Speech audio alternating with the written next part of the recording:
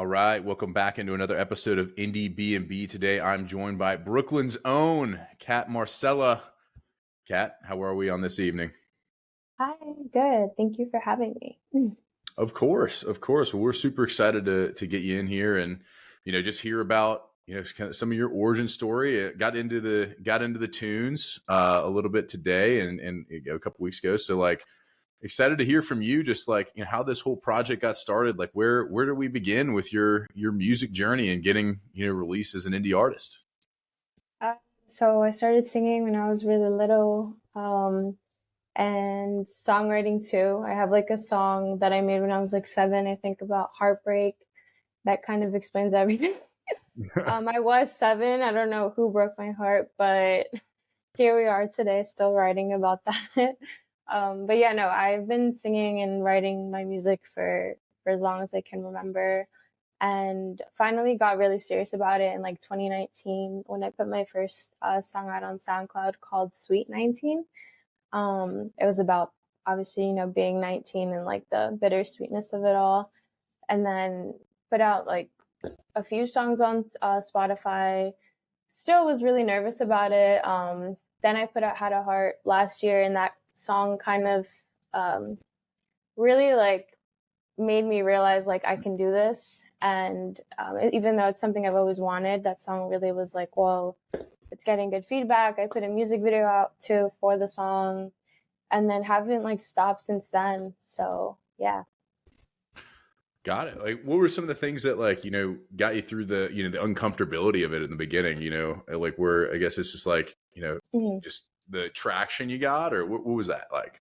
It was a combo of, yeah, definitely like positive feedback from all the work I was putting out, and just like knowing that it was paying off, and also some life events. My dad passed away in 2020, and I think the loss of him really like pushed me to kind of be like, Kat, this is just like one life. So yeah, definitely that. And I mentioned that here and there in snippets in some of my music, but very vaguely. And like this next project I'm gonna have out is actually gonna be a lot more focused on that loss. Mhm. So very excited for that. But yeah, I think experiencing like great loss and grief kind of is like you either dwell on it or you kind of choose like to live in honor of that person. So Got it. Well, awesome. Well, excited for that project. But the current project you have out, you dropped in June of this year in mhm. 2025. Love Makes Me Cry. I mean, how long was this in the making? Like, are these songs, from when you were 7 and then roll into this, or like Yeah. what's No, I'm so glad, yeah, that I forget sometimes too, because I'm so like on the next thing now. I'm like, oh my gosh, I just dropped that. But yeah, Love Makes Me Cry was a combination of like honestly some earlier, I guess, like relationships with people from like end of high school to college, and like more recent, like early adulthood.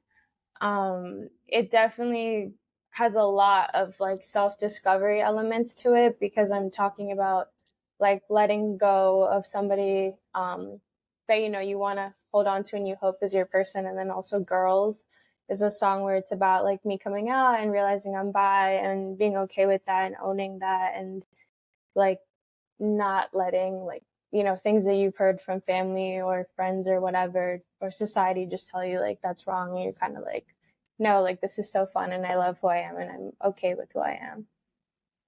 Got it. Got it. Well, you mentioned Girls. I mean, again, I was, listening to that one while I was eating dinner earlier and like, reading some of the lyrics and just kind of going through, really poetic. Love the, thrifted clutch that like, I don't know why that Thank line stuck you. out to me. I was like, man, like that's it. That's a good line there. Like what, take me from that one, from, nothing to something. Like, Yeah. how'd you come up with it?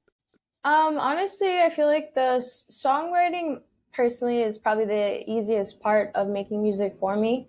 Um, I think structuring the songs sometimes can be a little difficult, because I always feel like I end up having like two hooks or two choruses every time I write a song. And then Mhm. I'm like torn between, damn, like which one is the better one? So yeah, but for this song specifically for Girls, I definitely just use like real life experience based off dating women, and realizing like, maybe I have a type, and that includes thrifting, people that like thrifting. much more than that, but yeah, I was like, this is awesome. Like, I just real life experience, and yeah, kind of realizing like how can I make people relate to this, but still keep it personal, because I definitely want to be honest every time I write a song, and I think I was very honest in that song. Yeah. Well, what came first? Like, did you write the musical part? Like, give me kind of the nuts and bolts there. Yeah, so I work with my friend and producer. He's actually an artist as well, Loudhound. Definitely check him out. Indie artist as well. And we kind of just go over like the instrumentation behind everything after I give him my lyrics, and Mhm. yeah, just collab on that.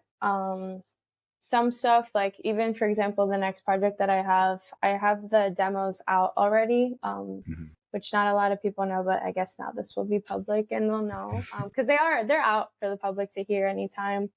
But yeah, the project is called Funeral Flowers, and I literally wrote, like, I played the guitar in all of those songs in my cousin's like bedroom when I was like 19, and didn't put it out till later. And then yeah, that is going to be like the base for this new project. Very different for sure from what the demos will sound like. But yeah, sometimes it's like that. Sometimes I'm collabing, or sometimes I come up with an idea and I'm like, how do we polish this up? Yeah.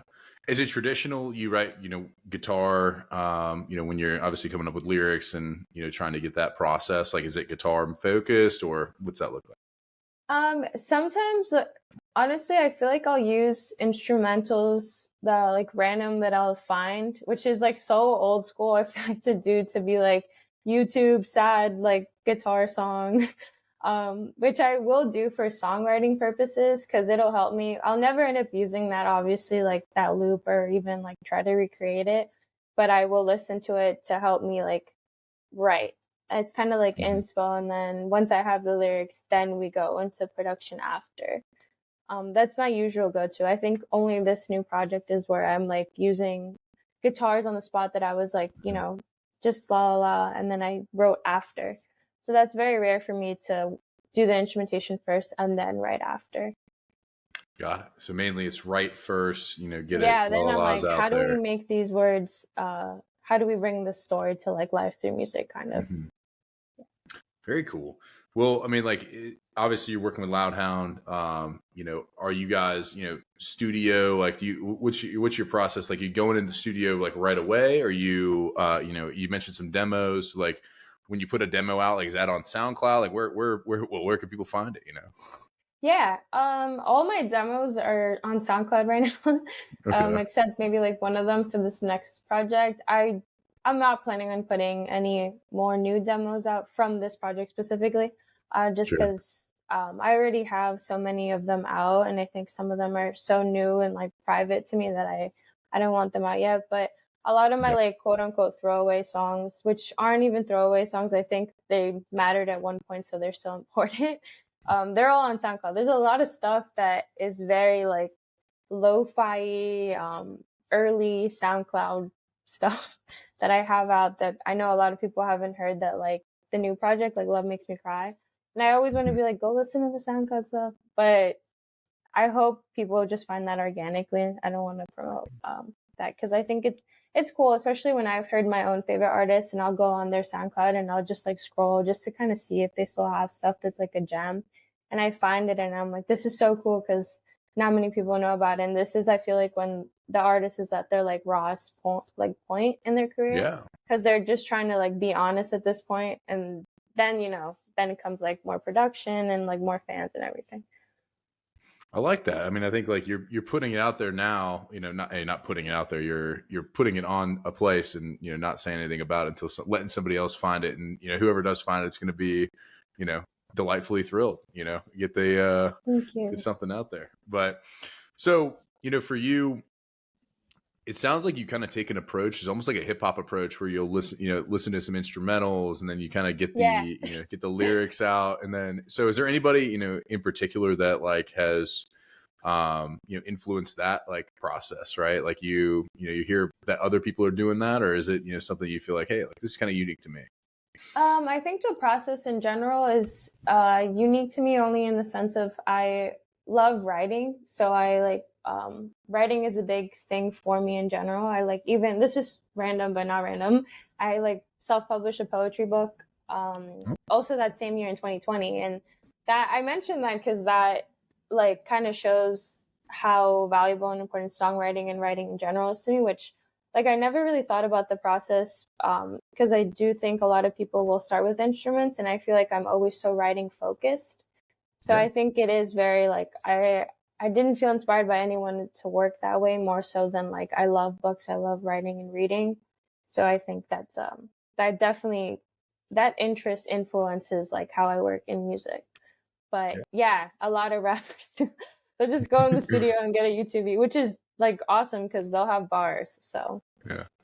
What books, have you read recently that you've, been able to, I know it's kind of a little bit off topic, but mm, want to hear kind of get in the mind of you. What do you read?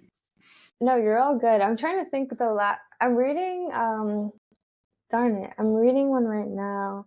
But I'm reading like self-help books right now, kind of in my young adult self-improvement era. But I think a few books that are really good. Well, this is like basic, but The Catcher in the Rye. Sure. Yeah, I think books like that where the character, like the main character, is kind of going through something and they're realizing like how messed up society is, are really great, and they've shaped me a lot too because I'm like, oh, I can relate to this.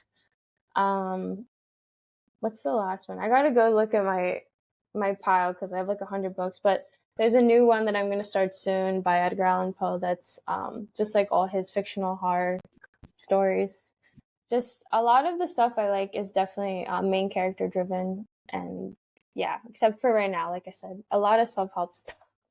Nothing crazy interesting. I think one is like habits. It's literally called Habits, and it's about like um, just your daily habits. But yeah. Yeah, certainly. I think like, all of those, all those things play, and definitely being able to, hey, you're getting in an era where you want to help get yourself in a better position. I Yeah. think self-help books are the right way to go for some people. Yeah. Some people like me, I just got to touch the stove. I don't want to read No, about it, I do. I do that already, which is why I'm like, what if I started reading and helped myself? Because I'm definitely the type of person that like learn. I don't want to put it into the world, but it's like just kind of a fact. Like I feel like I always learn lessons really harshly so that they Sure. stick. Like I have to like hit the bottom to be like, Cat, like be better.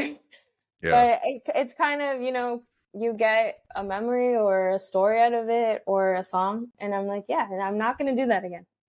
I So, love it. I love it. We won't dive into any of those experiences. I do want to dive into, live music. mhm.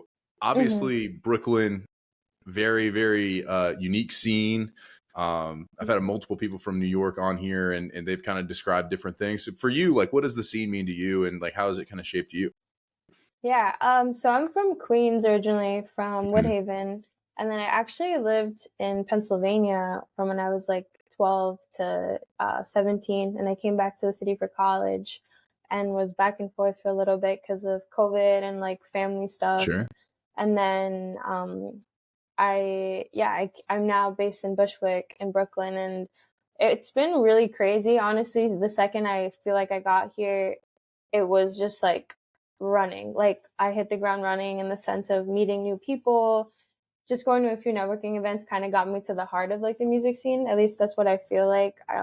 Just like knowing the main, like bands and people that are always performing that are like the local artists, making some really cool friends that I never thought I would get to meet, that are like, up there in the music industry that I looked up to for years. And now I'm like, whoa, I'm friends with you. Like, that's crazy. So I think it's pretty supportive. The Brooklyn like music community is definitely supportive. Everyone kind of is making sure they're always like, there at somebody's show and like checking in musically. I've had good experiences, so I'm really grateful. And yeah, I'm excited for more shows. It's been going really good so far. I love it. Where's, some of your best, best ones you've had so far, like, where, not necessarily in Brooklyn, but, just in general, like where have those taken place, and what made them Mm. so special? The last one, Arlene's Grocery in the city in LES. That one was really, really fun. Their sound is really good. Their sound engineer was also like stellar and really sweet and collaborative. So that is nice because that's not always the case. But he really cared and he really like knew what he was doing. And yeah, the sound was good. The energy was incredible. The stage at Arlene's Grocery is like fairly big from what I've been playing. So I was like, this was really dope. And yeah, I think that was like my favorite one so far. I did a little fashion event the week before or a few days before New York Fashion Week started. So very recently at Brooklyn Collective, I believe it's called, and it's like a warehouse. And I was expecting to like perform in the corner when people were coming in to shop because it was like a huge thrifting event. And I got there and I was like, oh yeah, you know, we're just gonna be in the background. There was like a huge stage, like humongous, like unnecessarily big, but in the best way, and like full sound system, full crew for sound. And I was just like, oh man, like I mentally did not prepare myself for this, but it ended up being awesome. So that was also really, really cool because I'm like, I want more big stages. I performed at SOBs too recently, which is like a legendary spot in the city. And I like the bigger the stage, the more excited I am. And I'm like, I want this so bad. I love it. I love it. Well, for you, like the the set list and that kind of thing, like do you have kind of your go-tos currently? Like we got something locked in, or like what's the is it change night to night, change day to day? Like give me kind of an idea there for the people who haven't seen you. Yeah, I've been doing my EP with a little bit of a mix. So All of Love Makes Me Cry has been my focus right now because I'm trying to really drive streams for that and gain listeners that are new to like my newest project, which is Love Makes Me Cry. And I um I will throw like Had a Heart, the original version in instead of the alt version because the alt version, I know people are gonna be like, what is she talking about? But like I was speaking about prior, Had a Heart original version is like this rock song about like heartbreak and the anger behind it. The alt version is a lot more slowed and like a little more intricate, more like ethereal. And yeah, I'll throw it in there just to mix it up and kind of reference people back to like the actual version that I originally put out. Creep by Radiohead is one of my favorite cover songs so far that I like also having. I feel like it kind of, you know, grabs everyone's attention at first. If they haven't heard of me, I'll be like, you guys definitely know the song. Yeah, but it's pretty much been the EP. And once I have more music out, that's been a big thing too. I've been talking about with the band and just in general, people when they come to shows, they're like, oh, like when are you putting your stuff out? I'm like, once I have that new project out and even more so, like I'm gonna mix it up a lot. I plan to definitely not have like whole projects and versus like me having different songs from different projects. I love it. I love it. Well, for you, I always ask, artists this that I haven't seen in person. Mm-hmm. When someone walks away from a show, what do you want them feeling? I definitely want them to feel seen. I want people to feel like heard and like they're understood. I think understood is the best word for it because I love music that makes me feel like someone else went through something and I'm not alone. Like even if it's a good thing, music doesn't always have to be sad. So like even the song Girls and just like coming out and celebrating that, if somebody can be like, wow, this is cool. Another human being like is excited about something that scares me. I can be excited about it too. And if it's sad, it's like, I'm not alone and this is not the worst thing in the world. So. I love that. I love that. Well, second thing, as far as like, somebody leaving your show, like, are we going to have our ears, kind of, blocked out and ringing, or like, what's, is it more, kind of a more intimate experience, slower, ethereal, so what's kind of the, the spectrum, I guess, if you're trying to put it to that way. Definitely both. With Yeah. my music, it's definitely both. I am an indie rock, but also like indie pop artist, and a lot of my stuff is shoegazy too. So Sure. that just means that I am gonna have a lot of slow, like more sad, ethereal, like sounding songs, and also that classic indie rock, like you want to dance, and we're gonna be really, really loud. Um, so there's definitely a broad spectrum. I don't make all like shoegaze, lo-fi like music. I definitely want to have more dynamic stuff too because I do love rock music. So Yeah, very cool. Well, for you, like, what's kind of your stage persona? Like, what do you like when you get up there? Like, are you, doing cartwheels and super active? Are we, a little bit more, kind of, uh, more subtle? I guess is a better way to put it. Like, what's kind of your vibe there?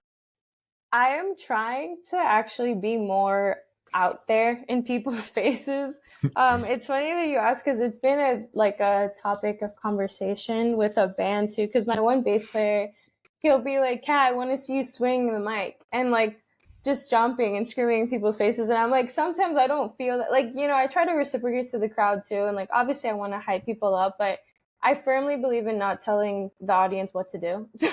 I'm like, I want you to, you know what I mean? Like sometimes they'll be like, "Oh, now chant with me," and like I think people should just want to do that. Like, Yeah. and it'll come. Hopefully, the goal is it comes to that point where people will know and they'll want to do that. But I want people to be there and have a good time. Be like, I just enjoyed the music, and that was like really fun because that's what I like to do when I go to a show. So my overall stage presence is definitely right in the middle. I think I am trying to be more like but I'm pretty chill. So sometimes I'll say something goofy or awkward, and I'm like, I'm talking to these people that like they're my friends. Like, again, I'm not on a stage, but I'm definitely. I think I'm myself. I'm very extroverted naturally, and I try to make people smile. So I think I'm right in the middle for sure. All right. Hey, Cat Marcella show. You're not going to get told to put your hands in the air. You do Yeah, whatever you no, want to I do. know. Yeah, exactly. That's funny. Exactly. Yeah. I love it. I love it. Before we get to Pete Peterson's party pack of questions, I want to kind of, I do want to ask you. You have a lot of, you've committed to the stars, around your name. That's on Yeah. your Instagram. A lot of stuff there. Is there a story behind that? Like, what's going on with the font? Oh yeah. There's I don't think there's a store. Actually, wait. I started off having my Instagram name in all capitals. It was like Cat Marcella, and it was just that. And I don't know if it was because it was trending at the time, but I don't think it was. I think it's still trending. I feel like people still do that, and I realized it's really just I felt like that was even aggressive. And I was like, I like the lowercase look and I like stars. I've always liked them even on my nails. Like usually I have like stars on my nails, not this time. Now they're like these funky, weird designs, but I love stars. I don't know. The actual stars in the sky. Like, that sounds dumb, but yeah, I just think it's cute. I like things that are very like cute and cozy looking. Yeah. I felt even when we were talking back and forth on Instagram, you had stars in that message, and I was like, God, she's Oh committed to yeah. the stars. I love it. Like, That's so funny. Yeah. Sometimes I know I'm like I hope people don't think I'm weird, but I like adding little details. I think it's cute. People are very dry sometimes when they text, and I'm like, why? I don't know. Like I know it's not that serious, but I think it's fun visually. So yeah, no, it added a little flavor. I was delighted. I was yeah, delighted. So, thank you. I'm um, glad. well, awesome. Well, I think I want to get into the Pete Peterson party pack of question. Before I do that, though, I do want to ask. We asked this to a fair amount of folks. I Mhm. always like to know what was the last thing you searched on your whatever you stream music, whether it be Spotify or Apple Music, wherever it is. Like last thing you searched. I'll also do the same, so we can exchange those. But what was the last thing you searched, no matter what? I am like 99% positive it's Devil by Rainbow Kitten Surprise, but Oh, what a jam! oh, it's actually Mom by Brooks. I also Bruce. Okay. posted their lyrics on my Instagram. Mom by Broox. All Really, right, really good Bruce. song. Yeah, Brooks. I think that's how you say it. I hope that's how you say it. But that song is great. That project that it's on is great. It's a really, really slow, really sad song. So if you're in the mood for that, definitely listen to that. All right, Bruce. But yeah, Mine. Rainbow. Yeah. Oh, Yeah, go Rainbow ahead. Kitten, Devil. Yeah, I was gonna say they're a Right. great band too. Yeah. Highly recommend. I love it. I love it. Mine is I've got two, in here that don't have to do with Indiebnb. Usually, I've obviously searching the folks that have reached out and stuff. But the National is my first one, and then of course Ghost, which is one of the biggest bands that people they're selling out arenas all over the place, and some people just have never heard of them, which is kind of interesting. Crazy. I hikey don't think I have either. That's crazy. Wait, now I gotta look them up. Yeah, Ghost is they've got hundreds of streams. They've got a lot of they're a little bit heavier, but okay. But they're not that heavy. I was cooking my chicken on Sunday listening to them. I was like, man, this is not as heavy as I thought it was going to be. Yeah, I'm saving the first song. Yeah, get you some Ghost action. Well, all right, let's rip into Pete Peterson's party pack of questions to round out this awesome interview with Kat Marcella. We'll rip into it here. 20 questions right in a row. It's going to be rapid fire. And here we go. Kat, cake or pie? Cake or pie? She's caking it up. All right. Yeah. Salad or soup? Salad. Sorry. Ooh, salad. All right. Sunrise or sunset? What are you seeing more of these days? Sunset. Sunset. Definitely I love sunset. It. All right. Would you rather hit a home run or score a touchdown? Touchdown. A teeter. All right. We're in football season. I love it. All right. Night in or night out? What are you having more of these days? Ooh, I'm having more nights in, but I want more nights out. So. Okay. All right. When you do go out and your jam comes on, are you more likely to hit the robot or the worm on the dance floor? Robot. Robot? I actually do that, yeah. Okay. All right. Guac or queso at your favorite Tex-Mex spot? Guac. Definitely. All right. She's walking around New York. We love it. All right. Mm-hmm. Waffles or pancakes? Waffles. All right. That's absolutely pretty hard waffles. Yeah. Hard waffles. What do you got against pancakes? They just they're boring. I'm so sorry. Yeah. Don't apologize to me. I'm not in the pancake lobby. Sorry, audience who likes it. I think waffles texturally are just better. I don't know. Yeah. You're the second one to say that. All right. Coffee or tea with your waffles? Oh, coffee. Yeah. With my waffles. Yeah. All right. Yeah. Definitely. All right. Dogs or cats? Dogs. She's dogging it up. All right. Even though I'm cat. Do you more identify with a ninja or a pirate? Oof. I feel like a ninja. Okay. Yeah. Swiftly through the night. I like it. All right. Chips or pretzels? Chips. All right. She's chipsing it up. All right. Fries or tots? Fries. All right. These are great questions, by the way. Yeah. Funny. TV show or a movie after a long day? Ooh. Either comedy TV show, like a classic, or a really good movie, if I'm not too tired. All right. All right. Are aliens real? Yes. Okay. Is Bigfoot real? Yeah, why not? Okay. All right. Is love at first sight real? Oof.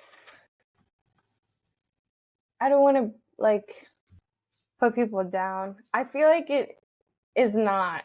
I feel like lust at first sight is real. All right. Fair enough. Yeah. Fair enough. Yeah. All right. Final question. Give us two bands that we might not know that we ought to check out. Ooh.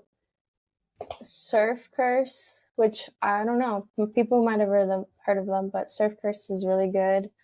And Beach Goons. Beach Goons. I feel like everyone knows Beach Fossil and Beach House, but nobody knows Beach Goons.